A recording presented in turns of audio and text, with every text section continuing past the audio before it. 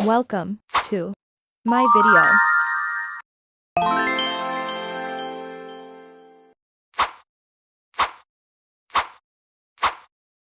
Selamat menyaksikan. Bismillahirrahmanirrahim. Assalamualaikum warahmatullahi wabarakatuh. Sebelumnya tiang izin kepada Bapak Samsudin Syirah. Beliau adalah selaku dosen pengampu mata kuliah sosiolinguistik. Di sini saya akan menjelaskan beberapa materi yang kurang tentang bahasa dalam pidato politik. Mari kita bedah. Baik, di sini saya akan menjelaskan beberapa materi tentang bahasa dalam pidato politik.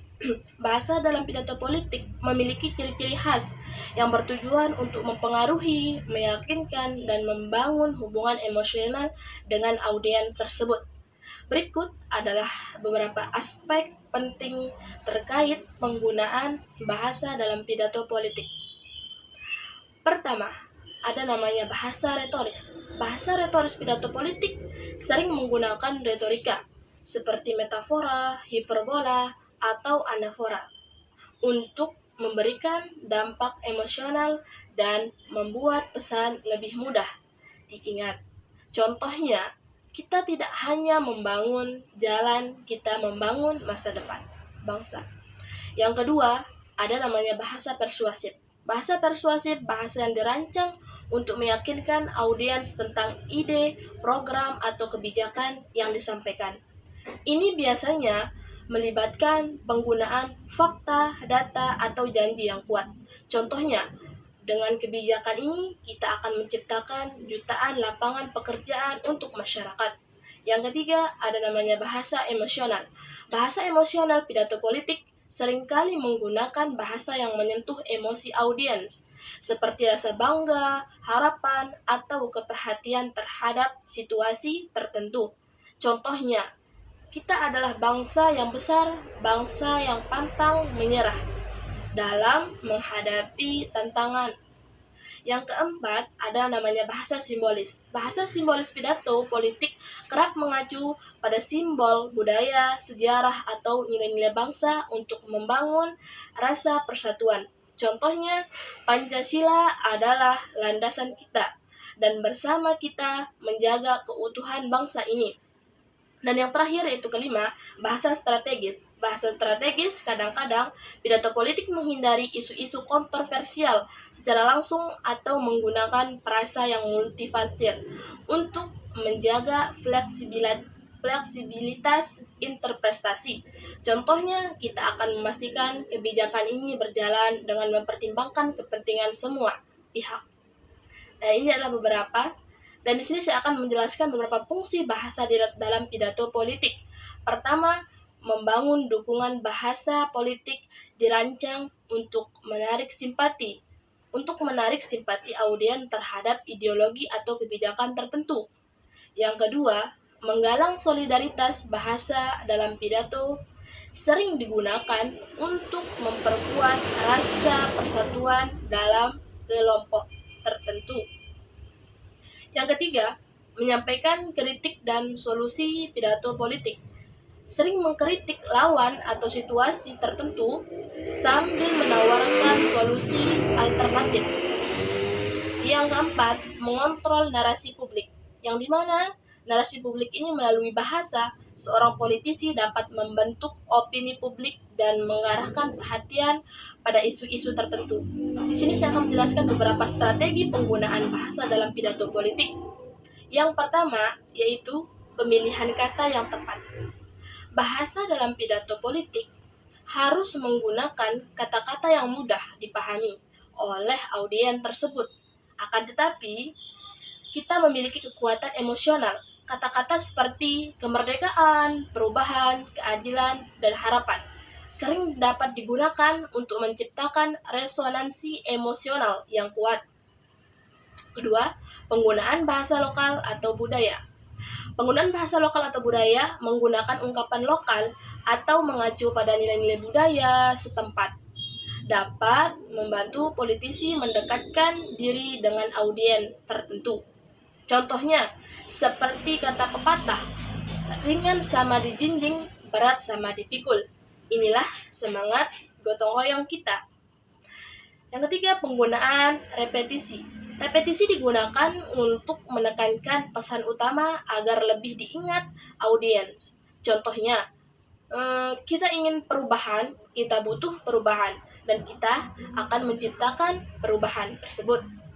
Kontrasi atau perbandingan bahasa politik sering membuat perbandingan antara kondisi saat ini dengan visi masa depan untuk menunjukkan pentingnya perubahan tersebut. Contohnya, kita telah melihat akibat dari kebijakan yang lama yang stagnan, kini saatnya memilih jalan yang baru menuju kemajuan. Narasi dan cerita menceritakan kisah nyata atau pengalaman pribadi, sering digunakan untuk membuat pidato terasa lebih relevan dan menyentuh hati audiensnya. Contohnya, saya bertemu dengan seorang ibu di desa terpencil yang berharap anak-anaknya bisa bersekolah. Itulah alasan saya berdiri di sini hari ini. Nada optimis dan inspiratif. Nada optimis sangatlah penting dalam pidato politik. Bahkan ketika membahas suatu masalah yang serius, seorang politisi akan berusaha menyampaikan solusi dengan keyakinan bahwa perubahan dapat terjadi tersebut.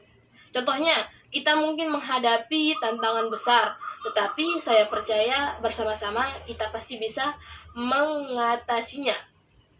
Tantangan dalam bahasa pidato politik ini sering keseimbangannya emosional dan rasional. Pidato politik harus mampu menyentuh emosi tanpa mengesampingkan rasionalitas agar tidak dianggap hanya retorika kosong.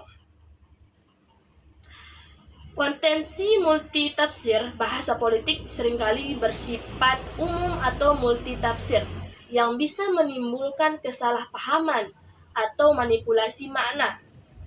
Relevansi terhadap audiens. Bahasa harus relevan dengan audiens yang berbeda latar belakang sosial, budaya, dan pendidikannya.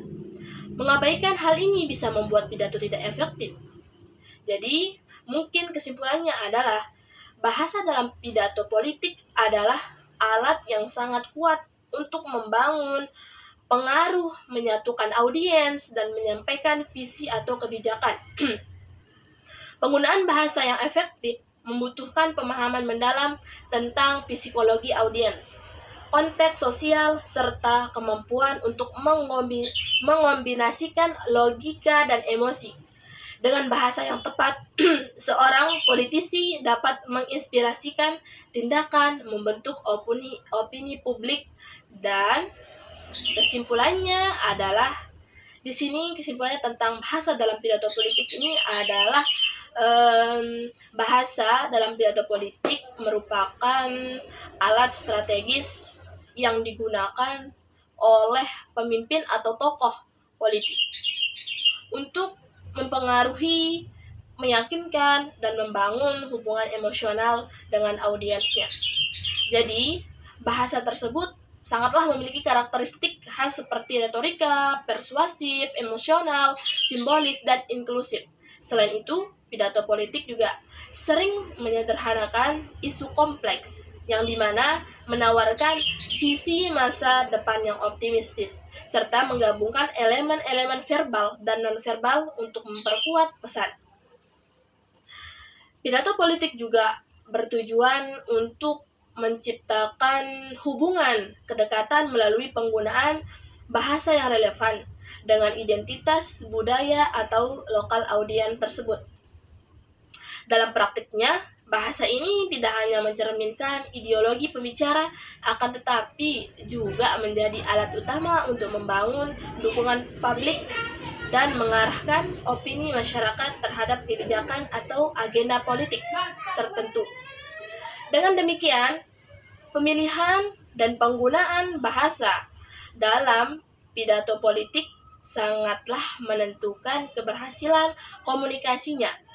Mungkin hanya ini yang dapat saya sampaikan, kurang lebihnya mohon dimaafkan. Saya atas nama Meliani dari kelas 5 PBA jurusan Pendidikan Bahasa Arab mengucapkan Assalamualaikum warahmatullahi wabarakatuh.